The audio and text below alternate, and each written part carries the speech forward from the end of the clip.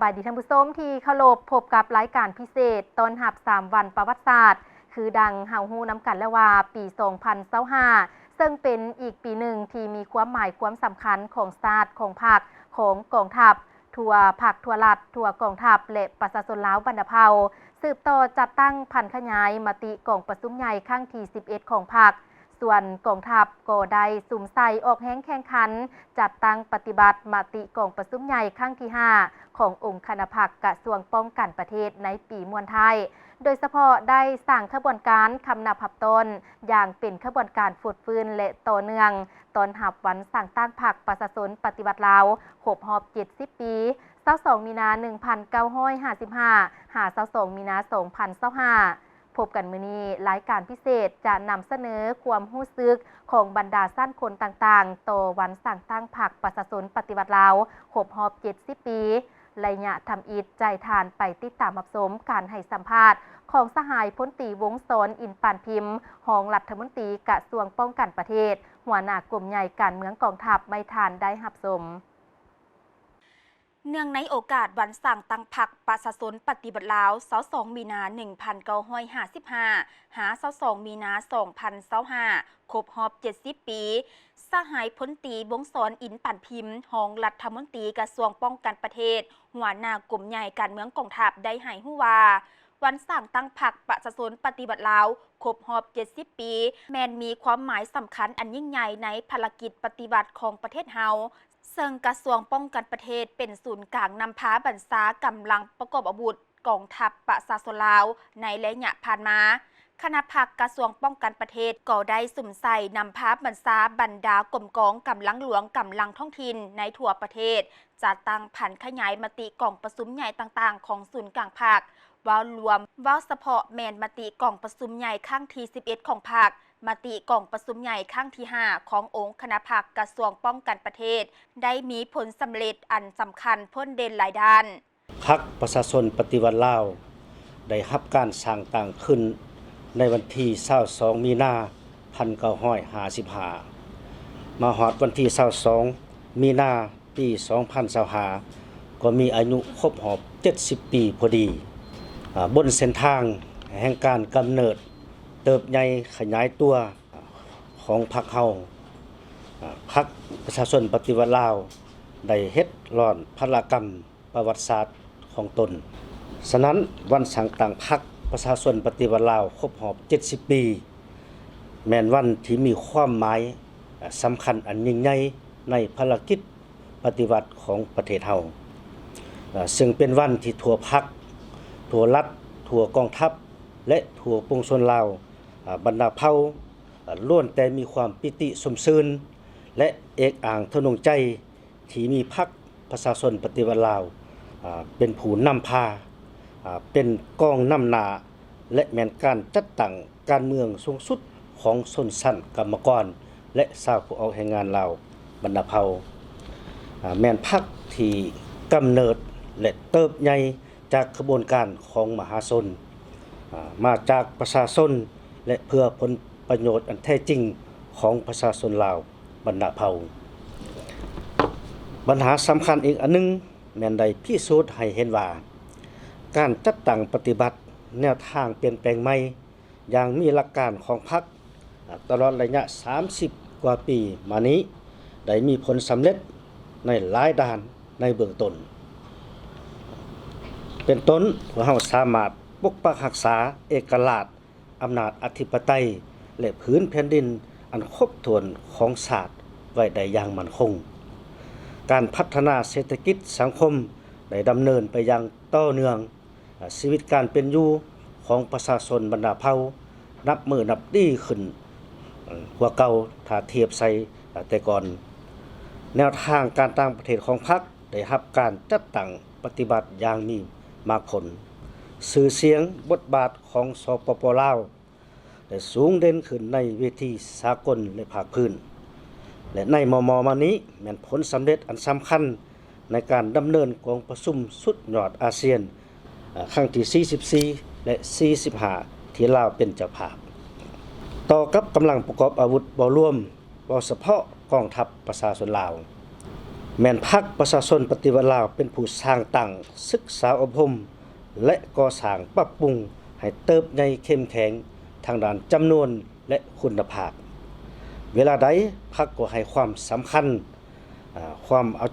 ใจใส่ในการนำพาเด็ดขาดโดยกงหอบด่านต่อกองทัพสร้างกองทัพเป็นกองทัพปฏิวัติที่ไว้ใจได้ของพรรคเป็นที่พึ่งอันนักแน่นของประชาชนบรรดาเผ่าเป็นกำแพงเพชรที่แข็งแกร่งปกปักรักษาประเทศชาติไว้ให้มั่นคงด้านวิงานป้องกันชาติรับประกันเฮ็ดให้ประเทศชาติมีเสถียรภาพทางด้านการเมืองสังคมมีความเป็นระเบียบเรียบร้อยโดยพื้นฐานพวกเฮาได้นำพาบรรดากรมกองเคลื่อนไหวเฮ็ดให้สภาพขอบเขตทั่วประเทศมีความสงบบริเวณชายแดนแต่เหนือถึงใต้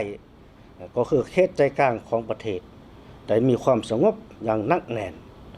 แสดงออกตัวจริงในการป้องกันกองประชุมสุดยอดอาเซียนครั้งที่44 45ที่ลาวเฮาเป็นเจ้าภาพได้มีความสงบและมีความปลอดภัย100%พวกเฮาได้หันออกกำลังลงก่อสร้างหากฐานการเมืองติดพันกับการพัฒนาชนบทหอบด่านตามทางกว้างและทางลึกในนี้รวมมี19กองปฏิบัติงานก่อสร้างหากฐาน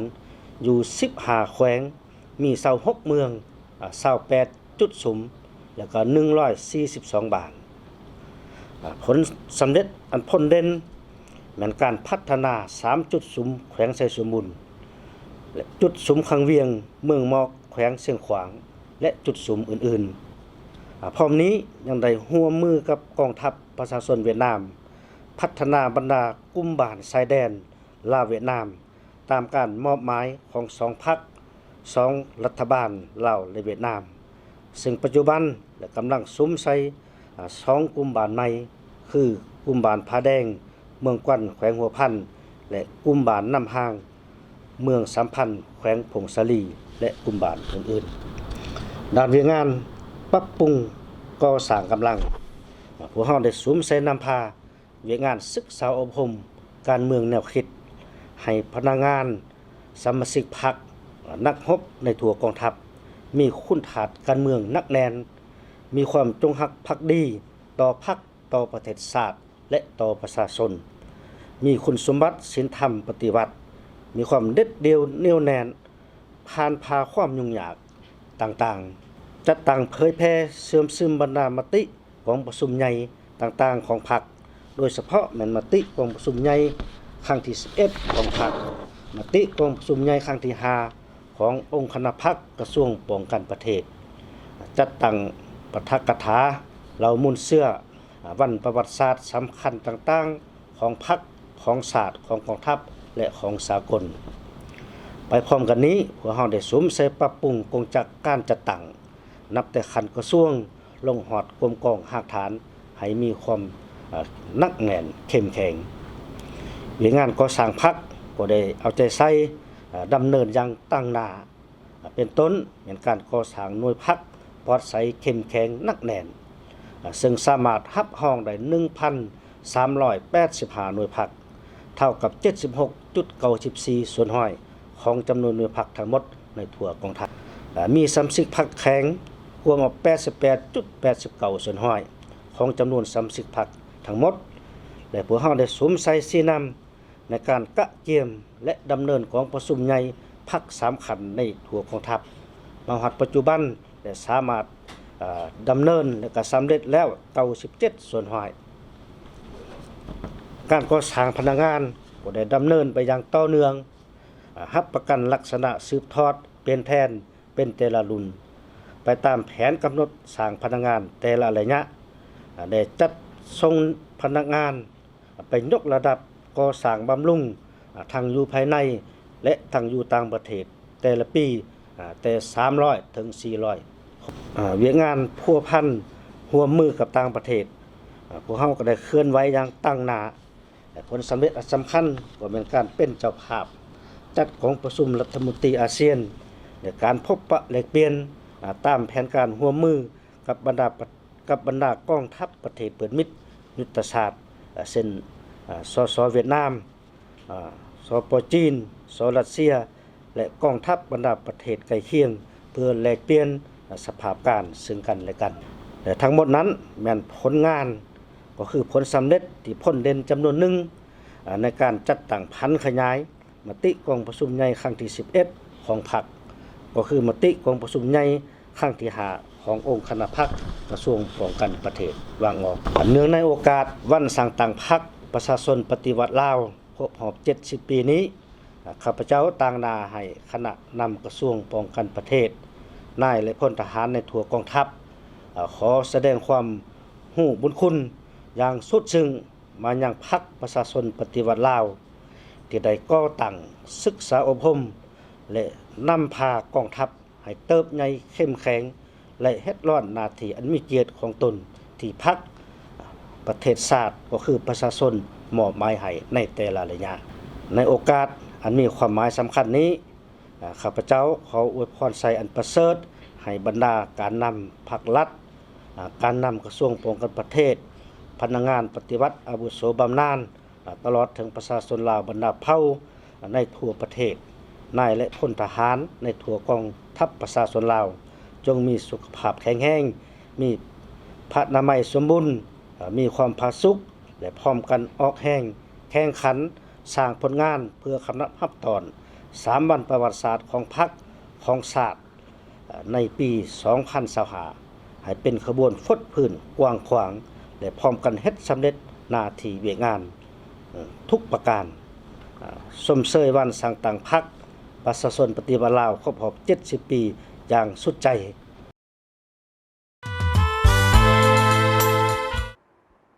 ที่ทานนับสมพันธ์ไปนั่นก็แมนการให้สัมภาษณ์และความรู้สึกของสหายพลตรีวงศรอินปานพิมพ์รองรัฐมนตรีกระทรวงป้องกันประเทศหัวหน้ากรมใหญ่การเมืองกองทัพต่อวันที่มีความหมายความสำคัญมหนีรายการพิเศษก็ได้หมดเพียงเท่านี้พบกันใหม่โอกาสหน้าสำหรับมื้อนี้สบายดี